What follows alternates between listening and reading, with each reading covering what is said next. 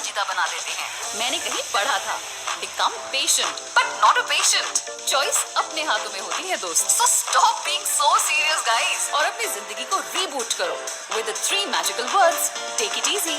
میں ہوں چارو, آپ کی ارلی مارننگ دوست. And I promise you, your mornings are never going to be the same again. ہر صبح پازیٹیوٹی کا سیلاب. چارو ان take it easy. Only on FM 107.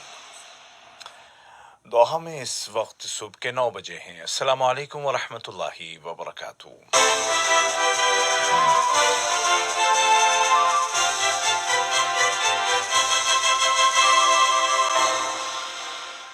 یہ اردو ریڈیو قطر FM 107 ہے. باب عبید طاہر سے آج کا پہلا نشریہ سماعت کیجیے. ابتدا میں پیش خدمت ہیں اس وقت کی اہم سرخیاں.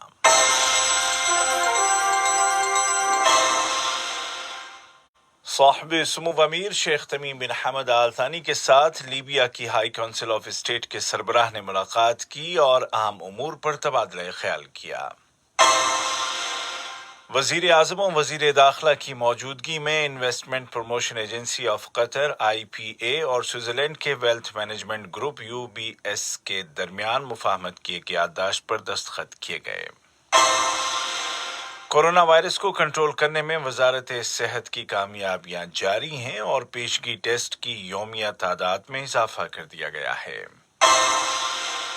اور ترکی کا صوبہ ازمیر زلزلے کے اثرات سے ابھرنے کی کوشش کر رہا ہے جبکہ امریکہ میں وائٹ ہاؤس کی دوڑ میں تیزی آ گئی ہے. اور اب پیش خدمت ہے آج کا پہلا مفصل نشریہ.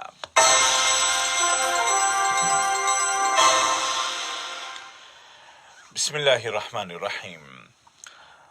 صاحب سمو امیر شیخ تمیم بن حمد آل ثانی کے ساتھ دیوان امیری میں واقع ان کے دفتر میں لیبیا کی ہائی کونسل آف اسٹیٹ کے سربراہ جناب خالد عمار المشری نے ملاقات کی جس کے دوران دونوں ملکوں کے باہمی تعلقات اور لیبیا کی تازہ ترین صورتحال پر غور کیا گیا.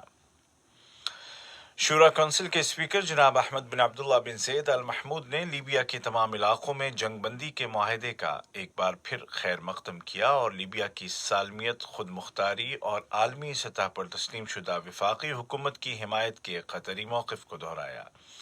ان خیالات کا اظہار شورا کونسل کے اسپیکر اور ملک کے دورے پر آئے ہوئے لیبیا کی ہائی کونسل آف اسٹیٹ کے سربراہ جناب خالد عمار المشری کے درمیان ہونے والی ملاقات کے دوران کیا گیا. ملاقات کے دوران دونوں ملکوں کے درمیان تعاون کو بالخصوص پارلیمانی شعبے میں فروغ دینے کے وسائل اور لیبیا کی تازہ صورتحال پر بات چیت کی گئی. شورا کونسل کے اسپیکر نے امید ظاہر کی کہ جلد ہی سخیرات معاہدے اور سیکورٹی کونسل کی متعلقہ قراردادوں اور برلن کانفرنس کے آؤٹ کم کی روشنی میں کوئی ایسا جامع سیاسی حل نکل آئے گا جس کے نتیجے میں لیبیا میں امن و استحکام بحال ہو جائے گا.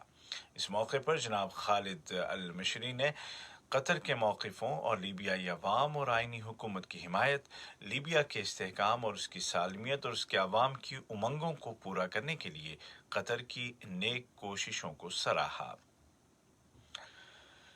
نائب وزیر اعظم و وزیر مملکت برائے امور دفاع ڈاکٹر خالد بن محمد العطیہ کے ساتھ ملک کے دورے پر آئے ہوئے لیبیا کی ہائی کونسل کے سربراہ نے ملاقات کی اور آپسی تعلقات اور لیبیا کی موجودہ صورتحال پر تبادلہ خیال کیا. صاحب سمو امیر شیخ تمیم بن حمد آل ثانی کو قزاقستان کے صدر جناب قاسم جومارت توکایف کی جانب سے دو طرفہ تعلقات کے بارے میں ایک تحریری پیغام موصول ہوا. یہ پیغام صدر کے خصوصی ایلچی وزیر ماحولیات و ارضیات اور ماحولیاتی وسائل جناب معصوم مرزا غلیف نے صاحب سمو امیر کے ساتھ ایک ملاقات کے دوران ان کی خدمت میں پیش کیا. صاحب سمو امیر شیخ تمیم بن حمد آل ثانی نے جمہوریہ تنزانیہ کے صدر ڈاکٹر جان بومبی جوزف ماگافولی کو دوبارہ صدر منتخب ہونے کے موقع پر مبارکباد کا برقی پیغام ارسال کیا. نائب امیر شیخ عبداللہ بن حمد آل ثانی نے بھی اسی مناسبت سے تنزانیہ کے صدر کو تہنیتی تار روانہ کیا. قطر اور سوئٹزرلینڈ کے ویلتھ مینجمنٹ فرم UBS کے درمیان مالیاتی تعاون اور سرمایہ کاری کے موضوع پر وزیر اعظم و وزیر داخلہ شیخ خالد بن خلیفہ بن عبدالعزیز آل ثانی اور فرم کی گورننگ باڈی کے سربراہ جناب ایکسل ویبر کے درمیان مذاکرات ہوئے، جس کے بعد وزیر اعظم کی موجودگی میں investment promotion agency of Qatar IPA اور UBS گروپ کے درمیان دو طرفہ تعاون کو بڑھانے اور دوحہ میں گروپ کا ایک سینٹر قائم کرنے کے بارے میں مفاہمت کی یادداشت MOU پر دستخط کیے گئے۔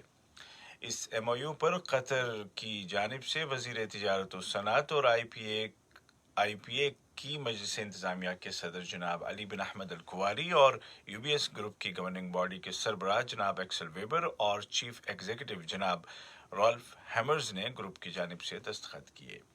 اس موقع پر دیگر اعلیٰ اہلکار بھی موجود تھے۔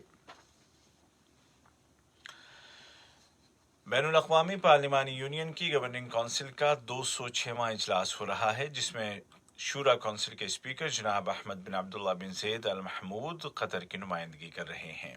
یہ اجلاس ویڈیو کانفرنسنگ ٹیکنالوجی کے ذریعے ہو رہا ہے اور 4 دنوں تک جاری رہے گا، جن کے دوران محترمہ گیبریلا کیویواس بیرن کی جانشینی کے لیے نئے صدر کا انتخاب کیا جائے گا۔ محترمہ گیبریلا ان کی 3 سالہ مدت صدارت کے متعلق تفصیلی رپورٹ بھی پیش کریں گی۔ 4 روزہ اجلاس کے دوران متعدد امور اور آئندہ مرحلے کے دوران یونین کے لائحہ عمل پر بھی غور کیا جائے گا۔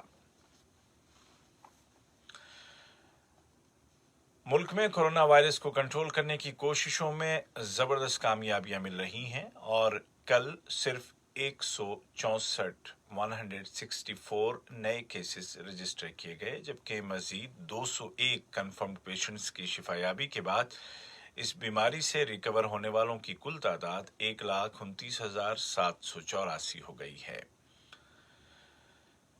دریاسنا وزارت صحت نے یومیہ ٹیسٹ کی تعداد اور رفتار میں اضافہ کر دیا ہے تاکہ کم وقت میں زیادہ سے زیادہ لوگوں کا PCR کیا جا سکے۔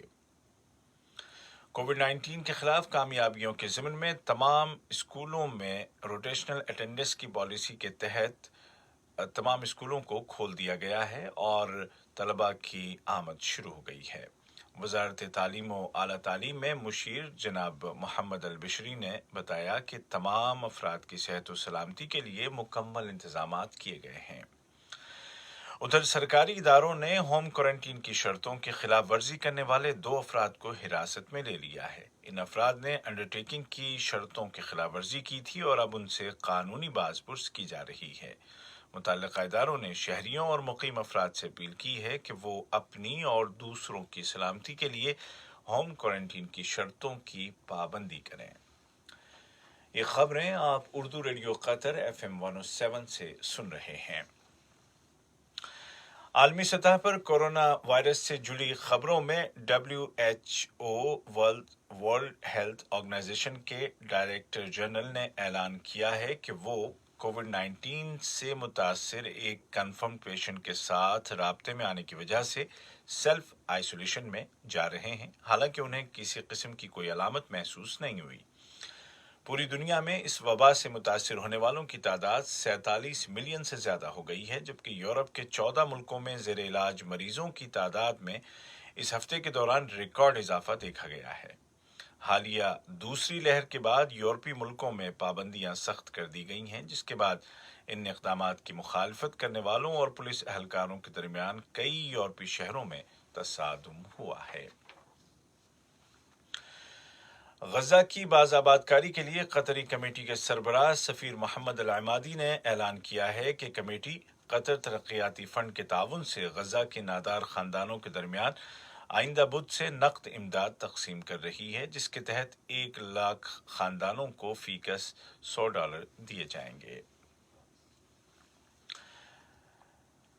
ترکی کا صوبہ ازمیر زلزلے کے اثرات سے ابھرنے کی کوشش کر رہا ہے۔ اب تک کی اطلاعات کے مطابق زلزلے میں جاں بحق ہونے والوں کی تعداد بڑھ کر 73 ہو گئی ہے، جبکہ زخمیوں کی تعداد 940 تک جا پہنچی ہے۔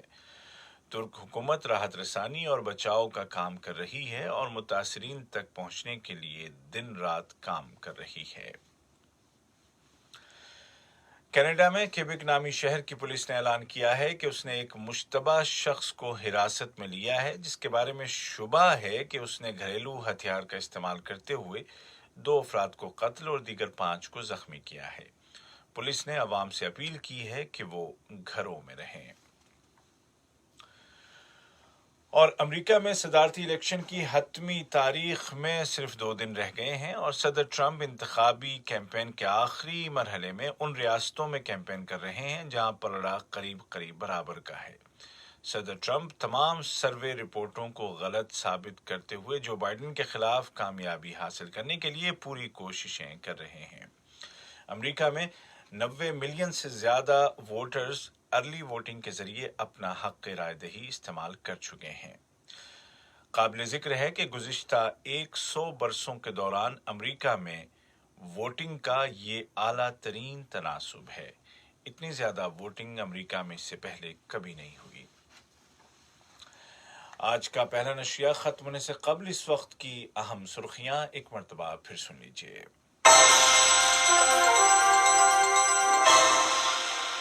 صاحب سمو امیر شیخ تمیم بن حمد آل ثانی کے ساتھ لیبیا کی ہائی کونسل آف اسٹیٹ کے سربراہ نے ملاقات کی اور اہم امور پر تبادلہ خیال کیا۔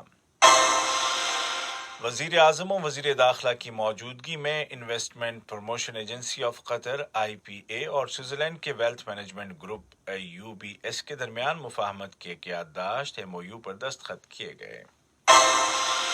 کورونا وائرس کو کنٹرول کرنے میں وزارت صحت کی کامیابیاں جاری ہیں اور پیشگی ٹیسٹ کی یومیہ تعداد میں اضافہ کر دیا گیا ہے۔